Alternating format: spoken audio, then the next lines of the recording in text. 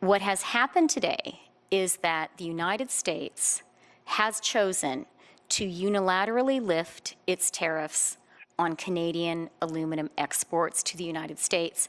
And in fact, it has not only unilaterally lifted them starting now, it has done so retroactively. That's a decision the U.S. has taken. And of course, we welcome that decision. We opposed the tariffs in the first place, and we thought they were bad for everybody. Trump blinks just as Canada was on the cusp of announcing its countermeasures to the 10% aluminum tariffs the U.S. opposed on Canada's aluminum industry back in August. Literally just hours before, U.S. trade representatives suddenly announced they were lifting the levy, retroactive till September 1st. So Canada had suspended its countermeasures now, but with a warning: Canada will retaliate if more tariffs come. How did the U.S. back down? What happened behind the scenes? Let's find out. Pretty extraordinary day. One of the ministers who was originally slated to announce these countermeasures and the person whose team led the negotiation, she's in charge of this file, is the International Trade Minister, Mary Ng. She's in Ottawa. Minister Ng, probably a lot of relief. I don't see any sweat on your brow. Do you have any indication, did you have any indication that the U.S. would suddenly reverse course? Well, we've been very clear with the United States that we were going to introduce dollar-for-dollar countermeasures. I think that today what I wanted to focus on, particularly to the aluminum industry and to all of the workers, a big thank you. This is a Team Canada approach that we have taken. And it's really good to see that the United States has responded and that these tariffs are lifted and that they're lifted to retroactive to September the 1st. So we're happy about that. Okay, and let me go back to my question. Did you have a signal that they would do that? Because it's not usual for Donald Trump to blink like this. What was their rationale, and did they give you any signals that, look, we're going to back down hours before countermeasures come? Well, I think that what they were able to see, the U.S., is what we have been saying all along, that the volume of trading was responding to COVID-19, and when the economy was returning, we saw what we would expect to see. And I'm pleased that the U.S. has seen what we have been saying all along, and here we are today, which is a good day for Canadian aluminum workers. Frankly, it's also good for American workers as well. And right now, during COVID-19, it is just so difficult. And I think that what is good about today is that we recognize that we don't need more taxes. What we need to do is support our workers, and no tariffs on aluminum products going to the U.S. is a good thing.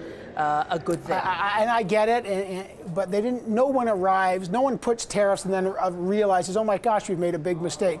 Pressure matters. I know the Canadian ambassador in the U.S., Ambassador Hillman, who I spoke to this past week, was working hard on this, as were you. When you are going to announce countermeasures, they're targeted. You are targeting U.S. aluminum products, and probably in key districts that are critical to the election performance of Donald Trump.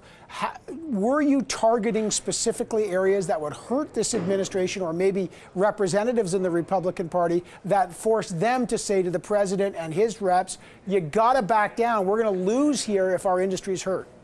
Well, I'm not going to speak to the United States or the reason for why they made their decision, but we have had a list of products that were coming, aluminum and aluminum-containing products. It's been out there in circulation with industries and with the Canadian people for about 30 days. We have consulted widely. We've heard a lot from industries, and that is how we make our decisions. We go out, we talk to businesses, they give us advice, and we would have made the decision to impose retaliatory dollar-for-dollar countermeasures. That was a factor, though. But today, I'm just trying to establish that was a factor. The threat of retaliation was a factor in the U.S.'s decision. That's what I'm trying to establish. Well, like I said, I'm not going to speculate on the rationale behind the U.S. administration's decision, but I think that common sense is what actually prevailed here. They were able to see that what we have been saying all along, and as a result, I think that they have removed the tariffs, and it's good for industry, and we're pleased that this has happened. Minister, there's a lot of questions whether there was a backroom deal. That happened the last time there was tariffs on it, and it's not unusual. I don't mean that in a pejorative sense. You know, let's work on something on softwood lumber, or you guys drop your claim at the WTO or something. Was there any backroom dealings that your team and the U.S. team said, look, let's get rid of these tariffs and we'll make nice on another issue? Any leverage on that? There was no deal. This is a decision made by the U.S. administration. Canada did not concede anything, but we certainly are pleased with the way that the decision has been made today, and that I can and the government can speak to our industry and our workers, and that today's decision really is a good one for the industry, particularly during this time of economic recovery, where our industries need more of our support more than ever. So today is a good day for them. You're the Minister of International Trade. Look, the threat of dollar-for-dollar retaliation worked against Donald Trump. If that works there, why don't you do that on China? China's had all sorts of tariffs against Canadian goods. They've now jailed unnecessarily 2 Canadians.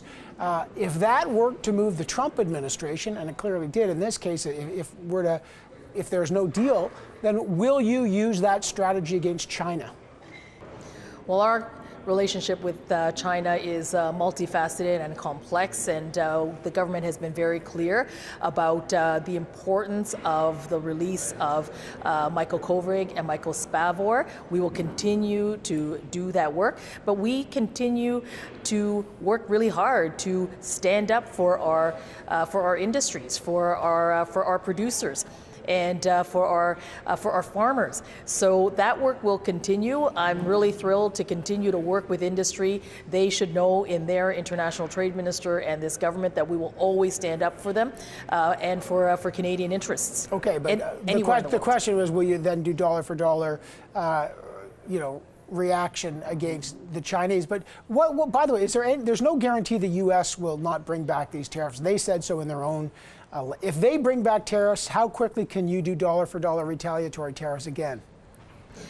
Well, we're very clear about that. Should the tariffs return, then we will respond with countermeasures, with retaliatory countermeasures. We have done our consultation for aluminum and aluminum-containing products with the industry, with workers, and we have gotten feedback on that. So we're really clear. We reserve the right to impose retaliatory dollar-for-dollar countermeasures should tariffs be put on Canadian aluminum.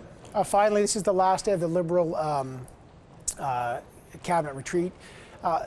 If you listen to the finance minister today when she was sitting beside you, she was asked a lot about her plan for the recovery in the speech from the throne. She said, the health of Canadians is the best way to secure a growing economy.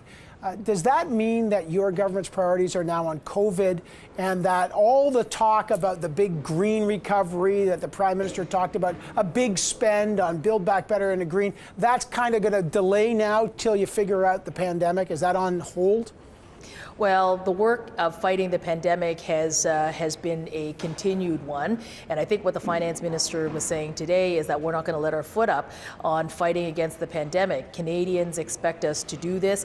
The health of our economy, the health of our businesses also depend on how we continue to be vigilant at fighting COVID-19. We're going to keep doing that. I've had a good couple of days with the Prime Minister and my cabinet colleagues, having really good conversations about how we continue to manage and lead and ensure that the health of Canadians is a continued top priority, while at the same time making sure that our economic recovery and getting Canadians back to work is our priorities that we continue to work on.